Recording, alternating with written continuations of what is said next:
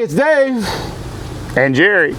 And Dan. All right, and welcome to another episode of Hooked on Headwaters. We're starting our 2023 season. We did a show about 2 weeks ago, and we'd like to welcome back Captain Jerry. Here I am. And Captain Dan. Today we're talking about Headwaters Lake, giving you a quick fishing report, and a lake update. If you want to, by the way, if you want to book a trip with these two guys, I'm going to put the information below. It is now the time to book. Yes. Fishing is getting hot. Their calendars are filling up, and I highly recommend either one of these guys for a great fishing experience. They are local guys, born and bred here, been fishing here all their lives. They're not some guys from all over the place, north, south of here. They're originally from this area, so you will not have a better fishing experience on the water. And super important to me and many of you, it's a family-friendly trip. Okay? You don't have to worry about the stuff, quote, air quotes, that goes on there. So I urge you and highly recommend book your trip with these guys. This guy has an airboat, which should be a unique trip in addition to his regular bass boat. So this guy has this bass boat. They're both phenomenal anglers and great guys. So without further ado, Jerry, tell us about what's happening on that lake. What's going on? What is going on that lake? Well, it's about that time of year again. Yeah. It's about where it's supposed to be. So I've been fishing some over on the West Flats in the North Lake. I've been fishing some on the south end of the lake.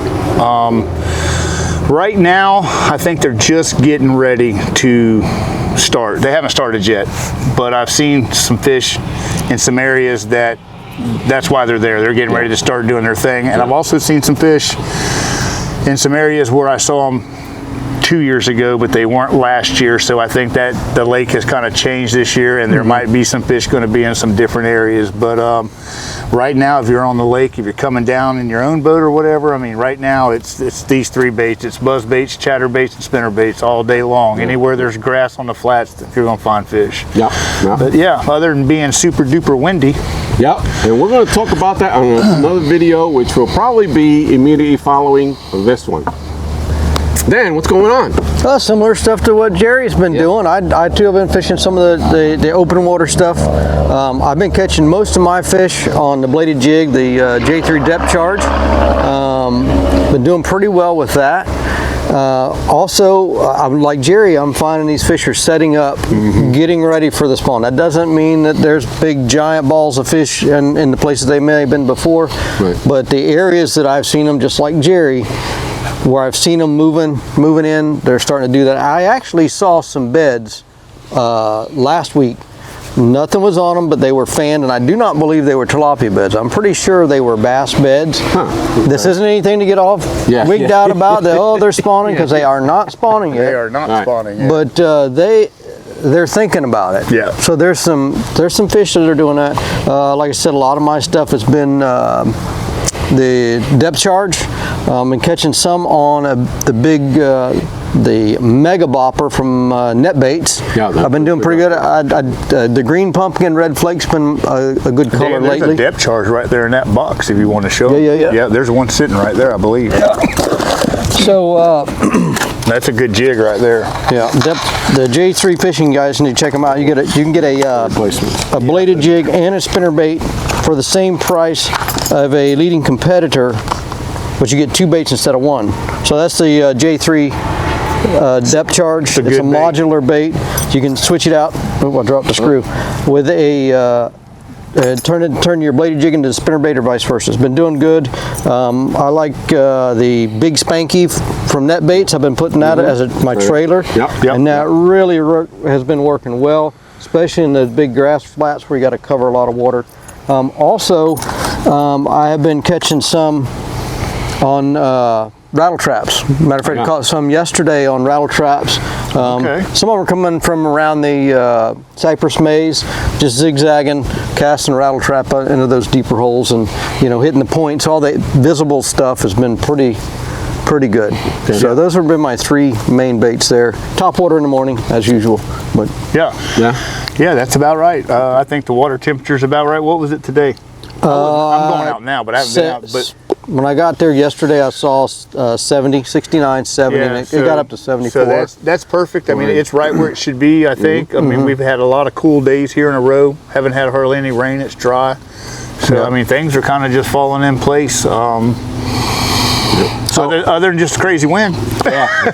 So how about navigating around the lake? What's the blockages we need to be aware of? So every day it seems to change a little bit. It even changed the other day. I can't remember what day it was now, but it changed while I was out there. And it's just these northeast winds at 30-mile-an-hour gusts. It's, you know, you can leave in the morning and the S Canal can be clear, and you can come back at 1 o'clock and it can be blocked off completely. So I mean, it's just blowing around right now. So last week I was out, and you remember the day it blew really hard. The flag was closed off for a couple of days, wasn't it? Yeah, that was blocked at the flag. It's open now as of yesterday.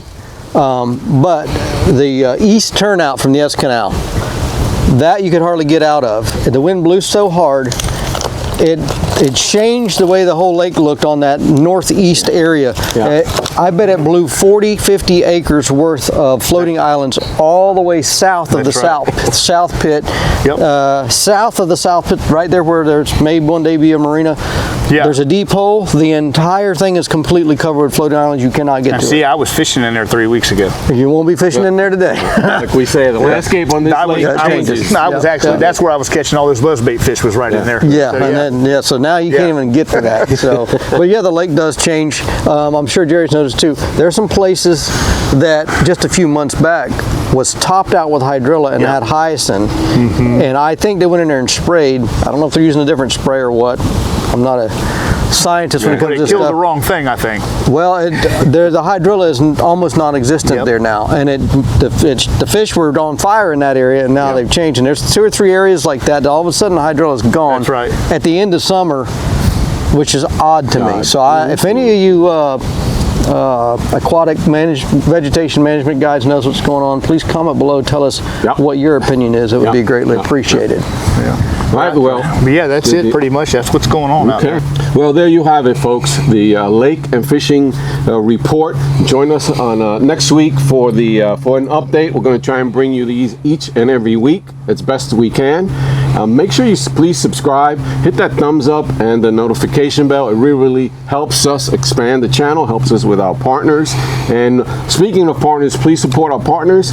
There'll be a slide at the end of the video highlighting all our partners, and they provide all this stuff that we try to fish with, and we'll be giving out over the next few weeks. We're going to have a series of giveaways, so make sure to stay tuned in.